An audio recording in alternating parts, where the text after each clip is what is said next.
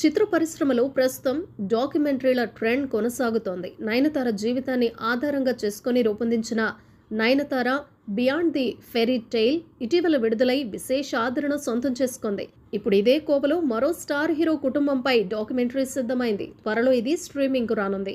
Bollywood star hero Hrithik Roshan కుటుంబాన్ని ఆధారంగా చేసుకుని తెరకెక్కించిన డాక్యుమెంటరీ ది రోషన్స్ ప్రముఖ ఓటీటీ సంస్థ నెట్ఫ్లిక్స్ దీన్ని రూపొందించింది. జనవరి 17 నుంచి ఇది స్ట్రీమింగ్కు రానుందని తాజాగా ప్రకటించింది. భారతీయ చలనచిత్ర పరిశ్రమకు రోషన్ కుటుంబం ఎన్నో సేవలు అందిస్తోంది. ఆ కుటుంబంలోని 3 తరాల వారిని ఈ డాక్యుమెంటరీలో చూపనున్నారు. హృతిక్ రోషన్, ఆయన తండ్రి రాకేష్ రోషన్, తాతయ్య రోషన్ కెరియర్, పర్సనల్ లైఫ్ గురించి ఇందులో చూపించనున్నారు. 2000 సంవత్సరంలో హృతిక్ ఇండస్ట్రీలోకి అడుగుపెట్టారు.